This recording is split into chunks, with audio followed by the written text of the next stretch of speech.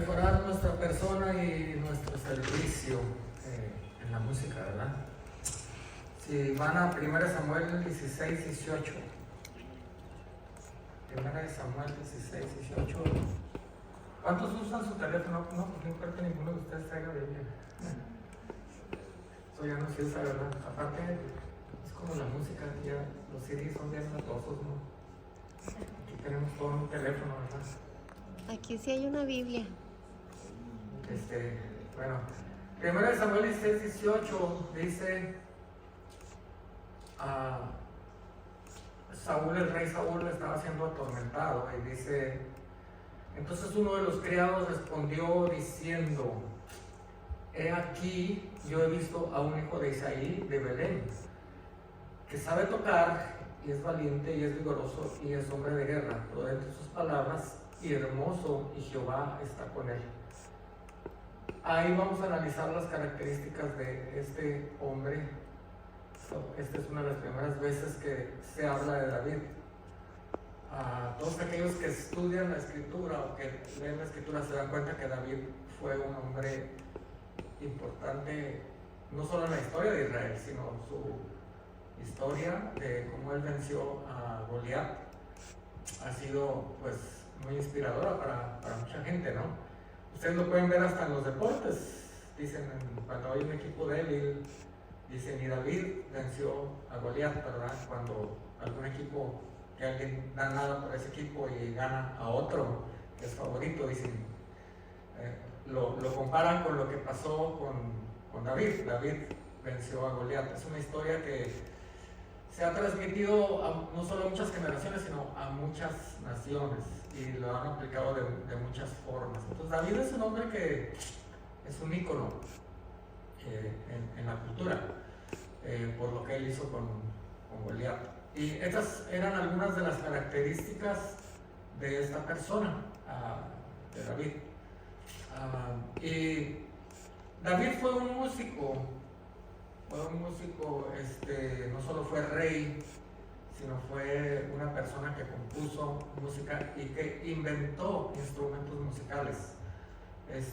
Una persona muy creativa, pero también David tuvo muchas fallas. Hay ahí una pregunta que me gustaría hacerles: ¿qué es un músico? Un músico, ¿qué es un músico? La primera referencia a qué es un músico se encuentra en Génesis 4:20. Ahí hay una persona que se llamó Jubal, y les voy a leer lo que dice Génesis 4:20. Dice: y Ada dio luz a Jabal. Jabal, dice, él fue el padre de los que viven en tiendas y crían ganado. O sea, Jabal fue la primera persona que parece ser que organizó un poco la industria ganadera. Dice, y el nombre de su hermano era Jubal. Jubal, dice, que fue el padre de todos los que tocan instrumentos de cuerda y flauta. Jabal, ¿cómo se dice a aquellos que se dedican a la ganadería? Ganaderos, sí. Pero en inglés, ¿cómo les dicen? Los cowboys. El primer vaquero, para que me entiendan. Cowboy. Jabal fue el primer vaquero, y Jubal con U fue el primer músico, la primera referencia. Jubal fue un descendiente de Caín. Caín tuvo un hijo. ¿Se acuerdan que Caín fue el primero que mató a Abel, su hermano? Caín tuvo un hijo que se llamó Lamec, y Lamec y Ada tuvieron a Jabal y a Jubal, ¿verdad? Entonces Jubal es descrito como el antepasado de todos aquellos que tocan música. Es la primera persona registrada que toca música. Tal vez fue el primero que oyó sonidos, le gustaron y empezó a organizarlos. No tenía un teclado con mesos o una guitarra o una batería con mesas, pero él descubrió sonidos. Dice que fue el padre de todos los que tocan flauta, ¿verdad? Cuerdas y flautas. No sé cómo serían los primeros instrumentos que él creó o descubrió. Pero este es la primera mención de un músico. ¿Qué es un músico? De acuerdo a el Servicio de Empleo de los Estados Unidos, dice que un músico es una persona que compone, que conduce o ejecuta música. Un músico en general, ese término lo da el Servicio de Empleo de los Estados Unidos, en general es un término usado para designar a alguien que sigue la música como una profesión, alguien que tiene como profesión ser músico. En la iglesia casi no tenemos, o hay muy pocas personas que se dedican a la música como una profesión. Quiero hacerles una pregunta. Todos aquí tenemos diferentes profesiones, ¿verdad? O sea, una profesión es a lo que dedicas tu vida, aunque algunos de ustedes creo son muy jóvenes, tarde que temprano van a tener que tener una profesión. Van a tener que tener una carrera, van a tener que hacer algo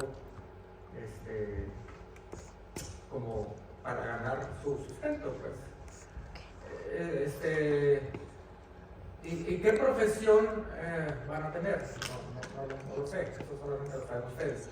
Pero la pregunta es esta: ¿nuestra profesión nos puede conectar con Dios o no? ¿Nos puede conectar con un ambiente divino o no? Les pregunto, ¿ustedes qué piensan? ¿Alguien? ¿Nadie? ¿Sí te puede conectar con Dios? Por ejemplo, ustedes se han puesto a pensar en la ciencia. Hay una gran pelea entre la ciencia y la religión, ¿verdad? No, la ciencia, los científicos dicen nosotros tenemos pruebas de la evolución. Y los religiosos dicen no, ¿cuál evolución? Dios creó todas las cosas. Ese es lo principal que se argumenta, ¿verdad? La ciencia te dice es una evolución y tenemos pruebas, y la religión dice están locos, Dios creó todas las cosas. Porque la religión se imagina que Dios creó todo, como dice en Génesis, de un golpe. Ese es el grave problema. Y la ciencia se imagina, o no le cabe en la cabeza que Dios puede emplear un método como la evolución. ¿Por qué digo un método como la evolución? Porque nosotros vemos, o sea, como Dios no tiene tiempo, Él puede decir, voy a crear un universo, y lo hace así, y lo puedes ver instantáneamente, pero como no tiene tiempo, ese tiempo puede ser millones de años, porque depende de la perspectiva que tú lo veas, y en esos millones de años se puede ir, vamos a decir, puede irse viendo el universo cómo se crea en un momento, ¿me entiendes? Que para nosotros es evolución, pero para él es un solo momento, porque es un ser que no tiene tiempo. Entonces, cualquier profesión, ya sea científico, te puede conectar en lo divino si tú abres un poquito tus ojos y observas. En la música, que también es una profesión, a diferencia de las otras profesiones, por ejemplo, la ciencia, a los que se dedican a las matemáticas, a las químicas, que son ingenieros, arquitectos, etc. Todos estos son profesiones visuales, es algo que tú puedes ver. Pero la música es algo que solo tú vas a experimentar en tus sentidos, ¿ves? No es como la ciencia que puedes comprobar. No, la música es algo que solo experimentas en tus sentidos. En el cristianismo se cree, o es la única religión, o bueno, así lo hemos interpretado, que la música solo debe ser para Dios. Y es un tema un poco conflictivo, porque no hay ninguna parte en la escritura que te diga que sea solo para Dios. Te dice que qué bonita es la alabanza, te dice que qué bello es alabar al Señor. Hay todas estas expresiones, pero eso es algo que el individuo ofrece de su propia voluntad, ¿entiendes?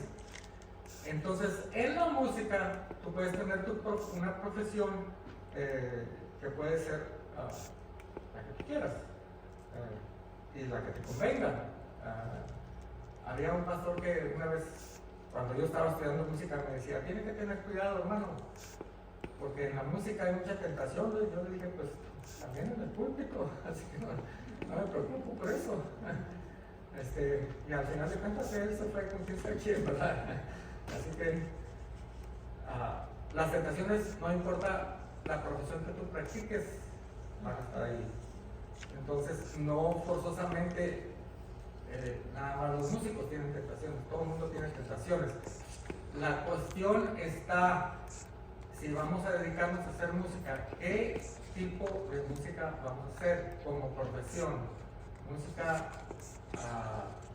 ¿vamos a servir como músicos en una iglesia o vamos a servir, o esa va a ser nuestra forma de vida?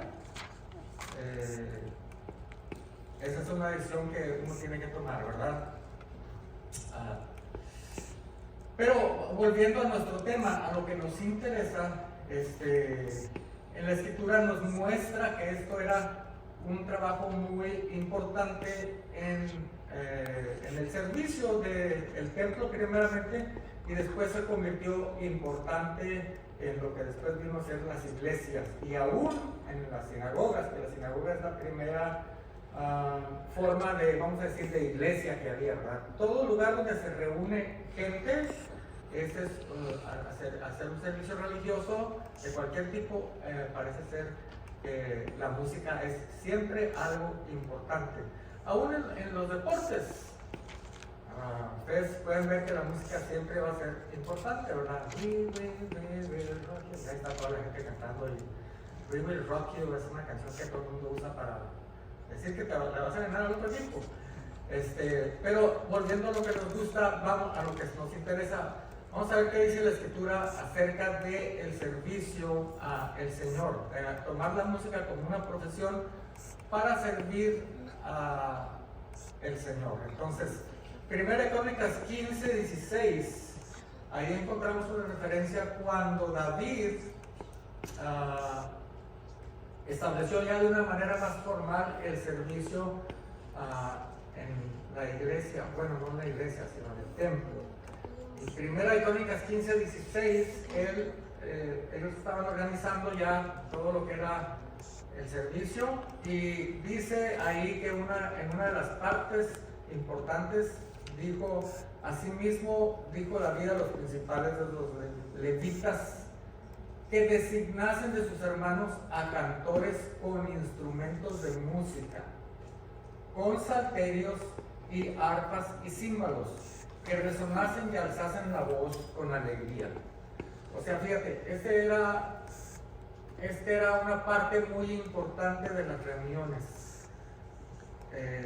David dijo que designasen a cantores con instrumentos, con salterios, con arpas y címbalos, que resonasen y alzasen la voz con alegría. Y luego ahí viene una serie de nombres más adelante, del versículo 17, 18, 19, 20, 21, y en el versículo 22 dice, o sea, acá designaron a los que iban a tocar, y en el versículo 22 dice, y que Ananías, principal de los levitas en la música, fue puesto para dirigir el canto, porque era entendido con ellos. O sea, tú puedes ver que había músicos, gente que tocaba, y había Ananías que dirigía el canto, porque era entendido en ello. Y tú puedes ver en 2 Crónicas 29-25 por qué era tan importante la música. Mira, fíjate bien lo que dice 2 Crónicas 29-25. Dice, puso levitas en la casa de Dios con salterios y arpas, conforme al mandamiento de David, de Gad, vidente del rey, del profeta Natán, porque aquel mandamiento procedía de Jehová por medio de sus profetas. Y los levitas estaban con los instrumentos de David, y los sacerdotes con trompetas. O sea, ¿de quién venía el mandamiento? Dice aquel mandamiento procedía de Jehová, y había 3 personas que como que a los 3 les reveló ese mandamiento. Dice a David, a Gad, el vidente del rey, y al profeta Natán. Como que esas tres personas consideraron la importancia de que hubiera música en la casa de Dios. La música siempre ha sido una inspiración, siempre eleva nuestro espíritu a un lugar que es difícil de ver con los ojos. Tienes que sentirlo en tu corazón, tienes que sentirlo en tu espíritu. Y dice ahí que ese mandamiento procedía de Jehová, ¿verdad? Entonces, el músico siempre ha sido importante en el servicio de cualquier actividad espiritual. Tú puedes ver otra historia en Segunda de Reyes 3:13, donde Eliseo, el profeta Eliseo, profetiza, y un tañedor, que no nos dicen el nombre quién era ese tañedor, o una persona que tocaba música, lo inspiró a profetizar. Dice que vinieron el rey de Israel, y dice, Eliseo dijo al rey de Israel: mira, ¿qué tengo yo contigo? Ve a los profetas de tu padre y a los profetas de tu madre. Eliseo estaba enojado con el rey de Israel. Y el rey de Israel le respondió: no. O sea, le dijo: vete a los profetas de tu padre y a los profetas de tu madre. Como quien dice, vete a freír camarones, ¿verdad? No tengo nada que ver contigo. Y el rey de Israel le respondió: no, porque Jehová ha reunido a estos tres reyes para entregarlos en manos de los moabitas. Y Eliseo dijo: vive Jehová de los ejércitos, en cuya presencia estoy, que si no le tuviese respeto al rostro de Josafat, rey de Judá, porque el rey de Israel estaba junto con el rey de Judá, estaban los dos juntos y vinieron a ver a Eliseo. Le dijo: vive Jehová, que si no le tengo respeto a no te mirara ni te viera, le dijo. Mas ahora tráeme a alguien que toque música. Y mientras el músico tocaba, la mano de Dios vino sobre Eliseo, quien dijo así. Y ahí ustedes pueden ver a partir del versículo 16 todo lo que le dijo Eliseo al rey de Israel. O sea, un músico siempre va a inspirar a traer una palabra profética. En este caso, Eliseo fue inspirado por el músico a traer una palabra profética a Josafat y también al rey de Israel.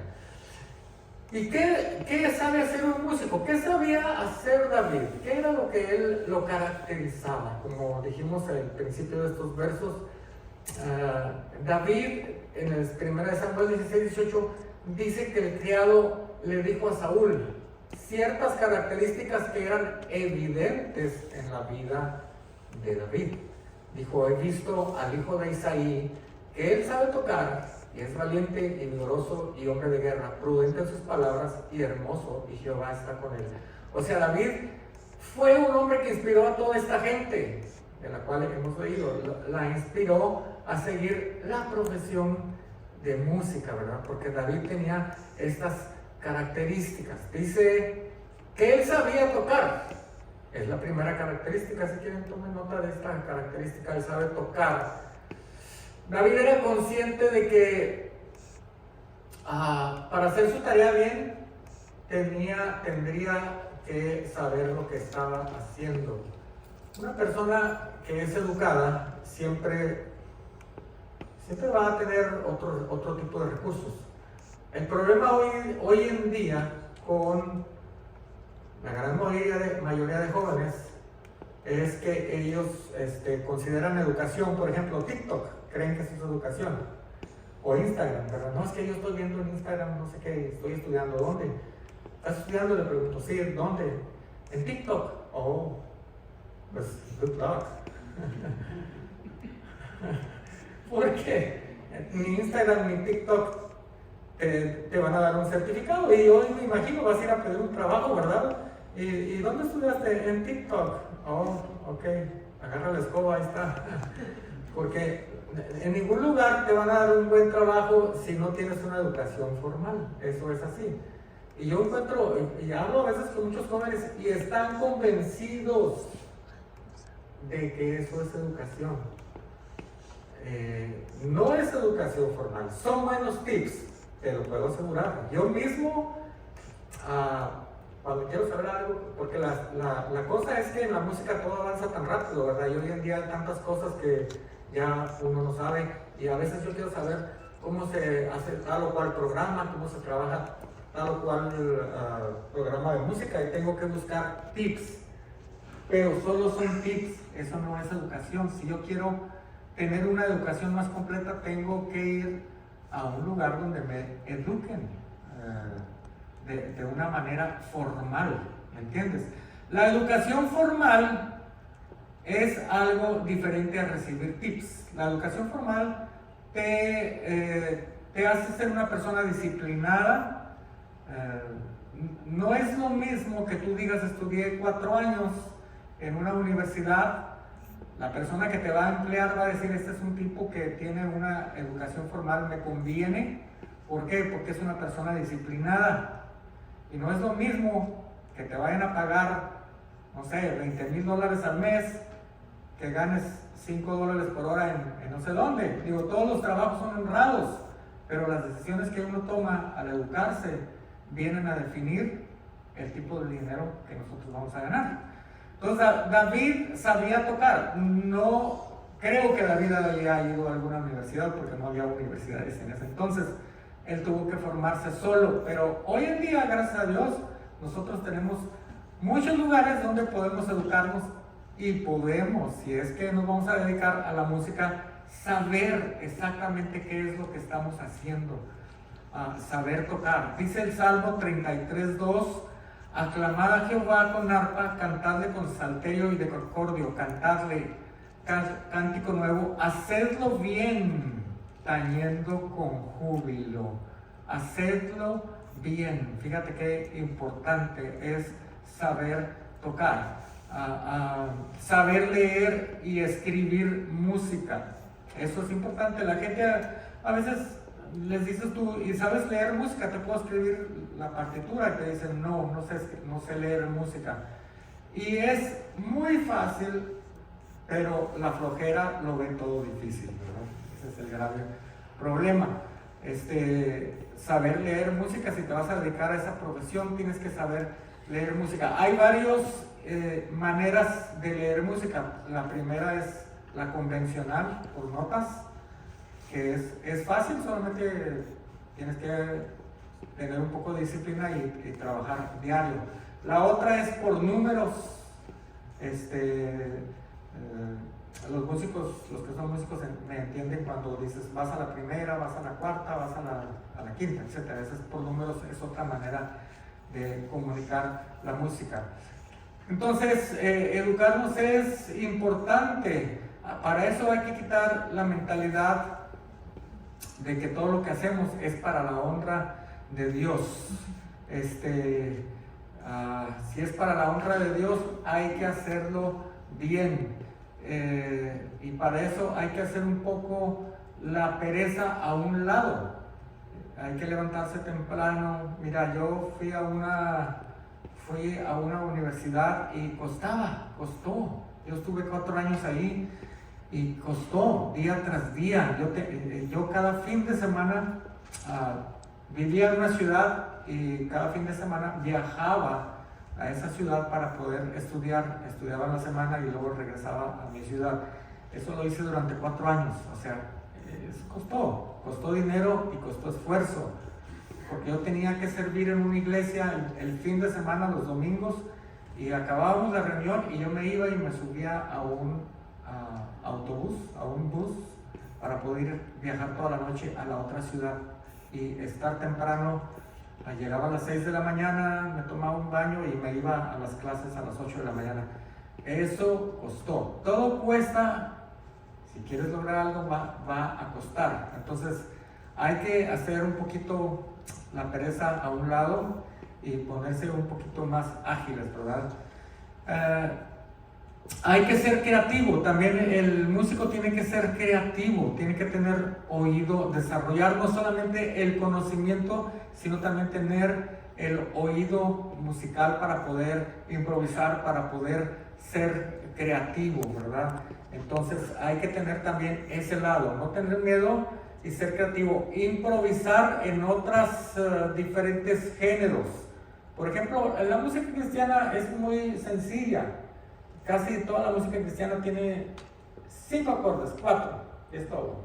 y ya, la gente se los aprende y con una canción haces 1000. Y todas las cantas y todas se parecen lo mismo. Se ha acabado un poco la creatividad. Latinoamérica tiene tantos ritmos, tiene tantos géneros, que esa riqueza no la reflejamos, esa riqueza musical no la reflejamos en nuestra iglesia, en nuestras iglesias, pues, porque todo el mundo está cantando, entras a una iglesia y todo el mundo canta, parece que es la misma canción. De vez en cuando le varían, ¿verdad? Todos los guitarristas quieren ser igual que Chris Rocha, ¿verdad? Hacer ese como sonido ethereal que hacen, ¿no? Así. Y si no haces ese sonido, la gente piensa que eso no es alabanza. Cuando la guitarra tiene muchas cosas que puedes explorar, los bajos también, la batería. O sea, tenemos una riqueza musical impresionante en Latinoamérica y todos suenan igual. ¿Por qué? Porque a veces somos flojos para estudiar otros estilos, para crear otras cosas, ¿no? Entonces, para eso necesitamos tener una mentalidad de excelencia, que ese es el tipo de mentalidad que tenía David. Todo lo que él hacía, lo quería que fuera excelente, quería que fuera bien. Eso es algo que necesitamos en nuestra vida, la mentalidad de excelencia como la que tenía David. ¿Qué historias se irán a hablar de nosotros? Porque de David se habla esta historia, ¿no? La excelencia lo llevó a ser un ícono. ¿Qué historias se irán a hablar de nosotros cuando nosotros nos vayamos de este mundo? ¿Qué historias se contarán? ¿Habrá alguna historia que tú estés dejando atrás como David? ¿Habrá algo que tú hiciste y yo hicimos que vaya a dejar nuestra huella en este mundo? ¿Verdad? Otra característica de David es que era valiente. Era una persona valiente. Ayer en la noche los que estuvieron por acá se dieron cuenta que hablamos un poco acerca de que Dios no nos ha dado espíritu de cobardía, sino nos ha dado un espíritu de poder. Y vimos que la cobardía, el miedo y el temor son dos cosas diferentes. Los valientes pueden tener miedo, pero no tienen temor.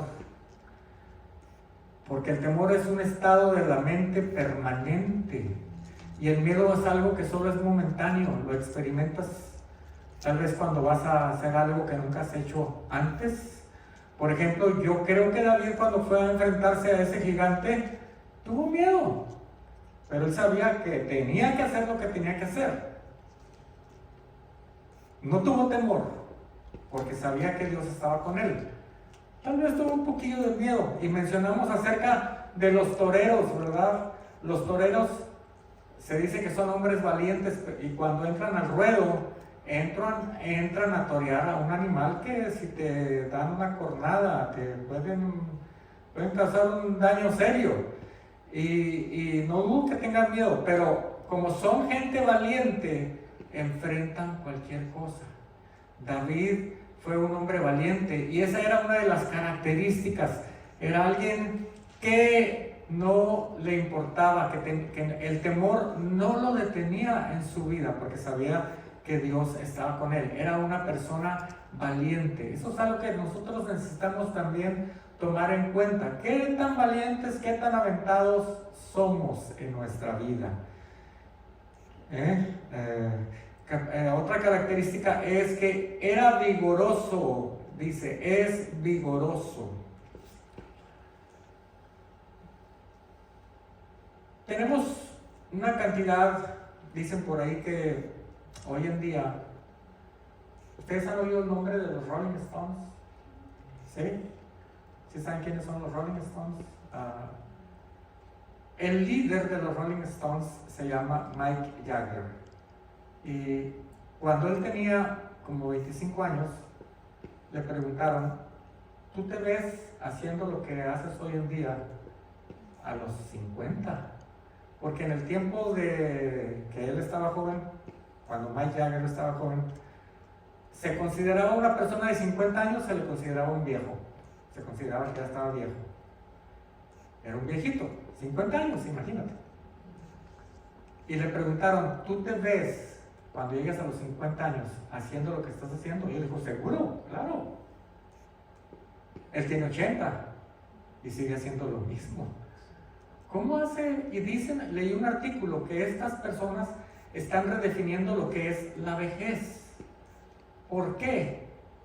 Después yo vi que le preguntaron a él, oye, ¿ustedes se suben al escenario drogados? Dijo, oh no, nosotros no podemos hacer eso. Cuando éramos jóvenes, dijo, sí, lo hicimos, pero conforme creces y maduras, te das cuenta que para seguir haciendo lo que amas, tienes que tener vigor, tienes que ser una persona que esté entrenada para correr 2 horas, tienes que ser una persona que haga ejercicio, tienes que ser una persona dedicada en tu dieta de comida, etcétera, etcétera, etcétera. Y me pareció interesante todos los comentarios de él, porque esta es una persona que no conoce a Dios y sin embargo está, bueno, no sé si no conoce a Dios, no puedo hablar por él, ¿verdad? Pero está haciendo su trabajo a los 80 años. A los 80 años está brincando por casi 3 horas en un escenario. ¿Cómo es posible? Y nosotros los cristianos, la luz y la sal de la tierra, a veces venimos a la iglesia allá de enfrente, así todos, ay, ¿qué pasó, hermano? Ay, ya estoy cansado, che. ¿Cómo? Pero si tienes, es que ya me quiero retirar, pero si tienes 30 años, ¿qué te vas a retirar, criatura? Así me dijo un día alguien, ya me quiero retirar. Le dije, pero tienes 30 años, hermano. ¿De qué te vas a retirar? Le digo.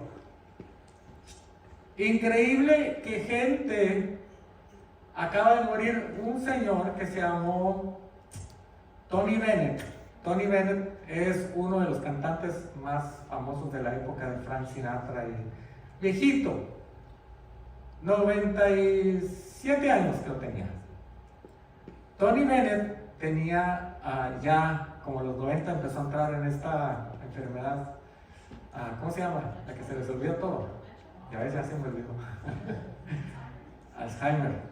Y Tony Bennett, lo único que no se le olvidaba eran las canciones, y especialmente la que le cantaba a su esposa.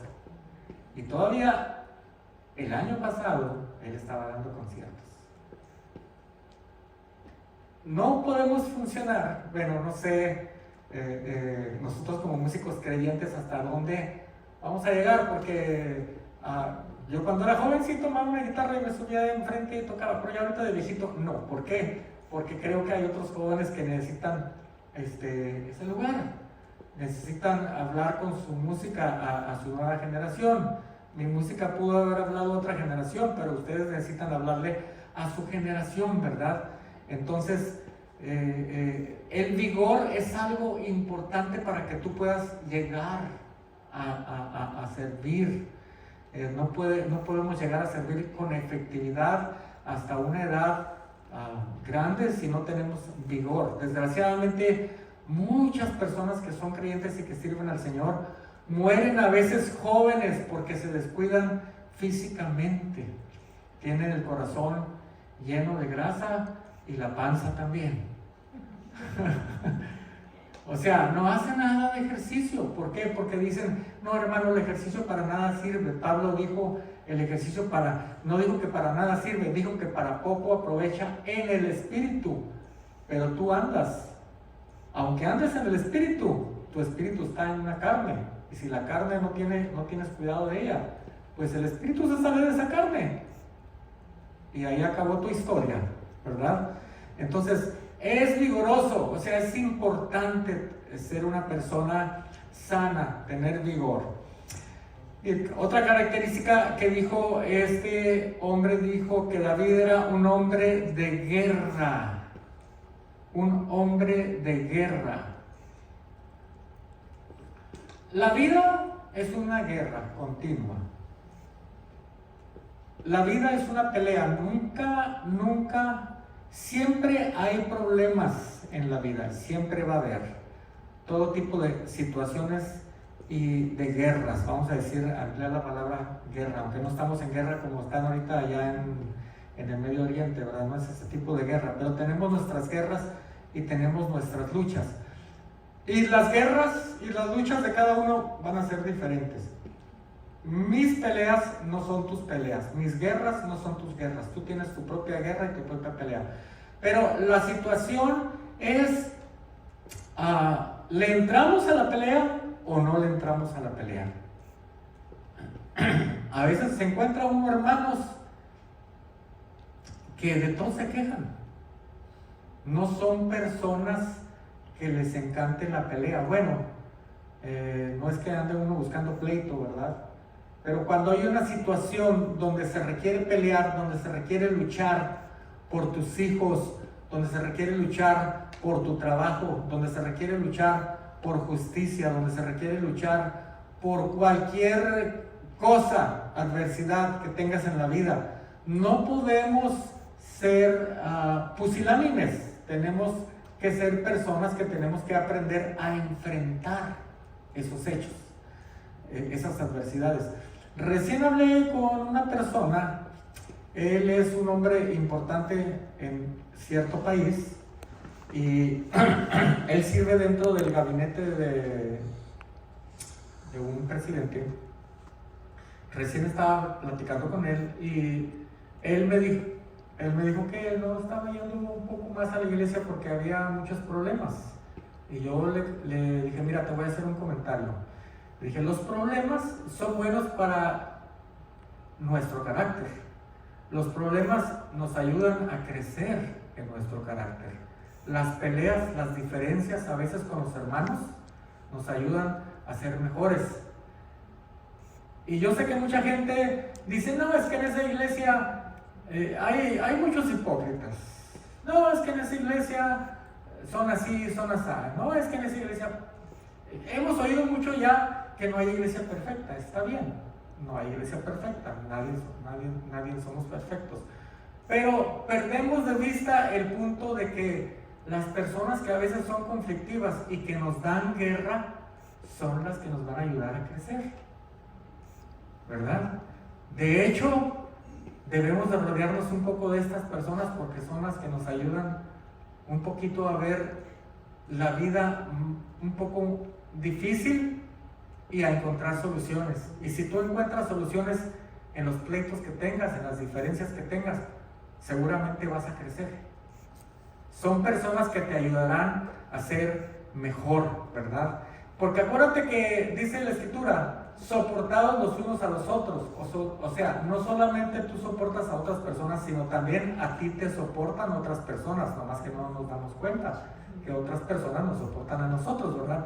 Está como aquel que vino un día y me dijo, no, empezó a chismear, dijo, no, y todo el mundo habla de todo el mundo. Yo dije, sí, pues como tú me estás hablando ahorita. O sea, otros nos soportan a nosotros y no nos damos cuenta. Entonces, ser hombre de guerra, hombre que le entra a los conflictos y le busca soluciones. Y mira, cuando tengas un conflicto tienes que buscar soluciones rápidas, así como David, ¿verdad? Él vio un conflicto, vio un problema, dijo, este gigante ya tiene no sé cuántos días haciendo esto, y aquí yo voy a terminar con este problema. Se agarró su onda y fue y lo mató. O sea, los problemas y las guerras tienen que solucionarse rápido, tienen que buscar soluciones rápidas.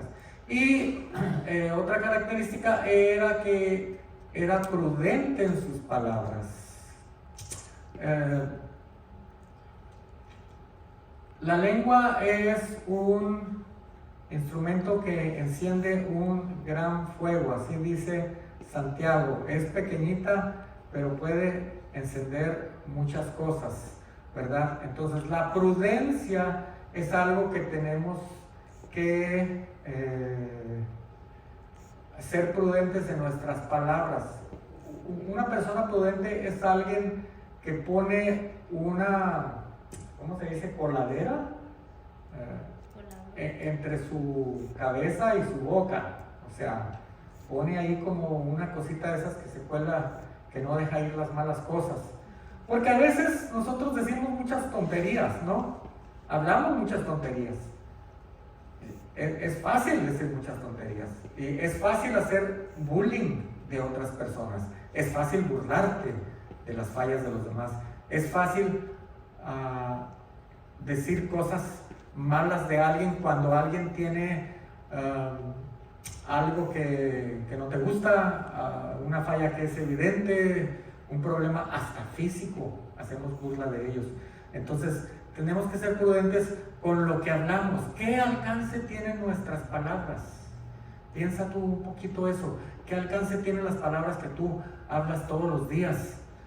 ¿Hablamos cosas buenas o hablamos tonterías? Eso es algo que hay que preguntarnos diariamente. Y especialmente cuando somos payasos, ¿verdad? Porque es bien fácil ser payaso. Sí. Hay personas que tienen capacidades histriónicas y se paran enfrente de un público y hacen reír a la gente fácil. Y pueden hacerlo con palabras que a veces son hirientes, que a veces se burlan de los demás. Entonces necesitamos tener cuidado de eso. Y otra característica es que era hermoso. Yo sé que en esta característica la gran mayoría de nosotros pues no vamos a entrar, ¿verdad? Porque no somos tan bonitos, no tenemos la cara de Tom Cruise o alguno de esos, o Luis Miguel, ¿verdad? No tenemos ese aspecto. Pero dice la Escritura en uno de los salmos, dice que Dios hermosea el rostro de los que le buscan. Dios hermosea el rostro de los que le buscan. O sea, si usted quiere que no le salgan arrugas, si usted quiere que su cara se vea bonita, hay que buscar a Dios, y Dios va a cambiar nuestro aspecto físico, ¿verdad? Tú sabes que las células en nuestro cuerpo, ¿habrá alguno que estudie biología aquí? ¿No hay nadie? Las células en tu cuerpo cambian cada cierto periodo, todas mueren y se renuevan, mueren y se renuevan. O sea, físicamente tú no eres la misma persona dentro de 4 años, no vas a ser. Todas tus células van a cambiar, por eso el aspecto cambia. Entonces muchas veces la manera que tú hables, la manera que tú pienses, se refleja en tu rostro. ¿Tú has visto personas que tienen problemas, cómo su rostro cambia? Se ponen tristes, se ponen la cara, el semblante se pone diferente. ¿Por qué? Porque todo su cuerpo cambió sus células y no se ven atractivos, como dice ese salmo. Jehová hermosea el rostro de los que le buscan. Entonces, si queremos mejorar un poquito nuestra apariencia, hay que buscar a Dios y Él va a cambiar todo nuestro ser. Amén. Y el último punto dice, y Jehová está con él. Para poder funcionar bien en la carrera que escojamos, no solo en la de la música, sino en cualquier carrera que escojamos, necesitamos estar seguros que Dios está de nuestro lado. Amén. Dios está con nosotros. Es la única aseguranza, vamos a decir, que tenemos para tener éxito. Es la única garantía que tenemos que lo que estamos haciendo va a tener un éxito, porque Dios es el que nos va a dar la fórmula. Mira, David tuvo muchos problemas en su vida, fue un hombre de guerra constante, tuvo muchísimos problemas, y muchos de esos fueron provocados por él mismo. Él hizo tonterías pero terribles. Cuando David quiso construir el templo a Dios, Dios le dijo, no vas a hacer nada, David, porque tú eres un hombre de sangre. Tú has visto lo que hacen estos tipos en Medio Oriente ahora, que entran y cortan la cabeza a niños y todo eso. Imagínate eso. Agarraron a gente, no solo la mataron, sino que las quemaron vivas, algunas de ellas. Imagínate las barbaridades. Bueno, ese era David. Las barbaridades que David hizo fue un hombre de guerra, un hombre que le entraba y cortaba cabezas y hacía lo que... O sea, imagínatelo. Y nosotros en la iglesia cristiana nos espantamos porque el hermanito hace un pecado, ¿verdad? Y el David era un terrible. Y cuando algún hermano hace un pecado, lo sacamos del club.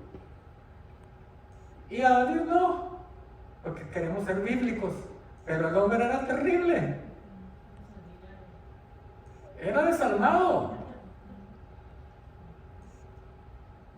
Claro, tenía el otro lado, ¿verdad? Dice que era un hombre, a pesar de ser como era, tenía un hombre que tenía un corazón para Dios. Por eso Dios estaba con él. Porque no importa cómo seamos, si tienes un corazón para Dios, pues Dios va a estar contigo. Pero las consecuencias de lo que David hizo, lo persiguieron muchos años en su vida. Muchos años en su vida. Su propio hijo, Absalón, se le echó encima, lo traicionó. No, David sufrió cosas terribles, pero Dios estaba con él porque este era un hombre que buscaba siempre el consejo de Dios. Espero que nosotros no hagamos los mismos errores que David hizo, ¿verdad? Pero espero que hagamos los mismos aciertos, o sea, que siempre tengamos un corazón para buscar a Dios en medio de las situaciones que nosotros estemos enfrentando.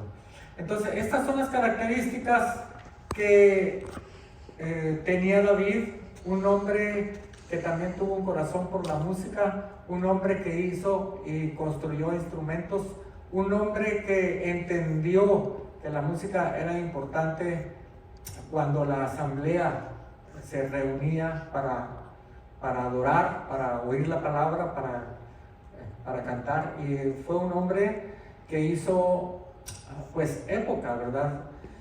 Estas son características que debemos tomar en cuenta y aplicarlas en nuestra vida. Aquí yo he visto a un hijo de Isaí de Belén que sabe tocar, es valiente, es vigoroso, es hombre de guerra, es prudente en sus palabras, es hermoso y Dios está con él. Son 7 características que si las estudiamos y las aplicamos a nuestra vida, indudablemente nos van a ayudar a ser mejores personas y a funcionar mejor en lo que estamos haciendo. Bueno, vamos a tomar un break y si quieren hagamos una oración para que Dios confirme esta palabra en nuestro corazón. Señor, te damos gracias este día, Señor, por esta palabra que está en la Escritura. Te pedimos que nos ayudes en estas áreas que fueron importantes en la vida de David, te pedimos que nos ayudes a ser como él, que nuestro corazón tenga esa intención que él tenía, que era un hombre que sabía y estaba educado en saber tocar bien, era una persona valiente, vigorosa, era un hombre que entraba a pelear en cualquier situación, era un hombre prudente y tú estabas con él. Gracias, Señor, por estos escritos que nos dejas y que nos ayudan y que nos inspiran a ser mejores cada día en lo que hacemos. En el nombre de Jesús. Amén.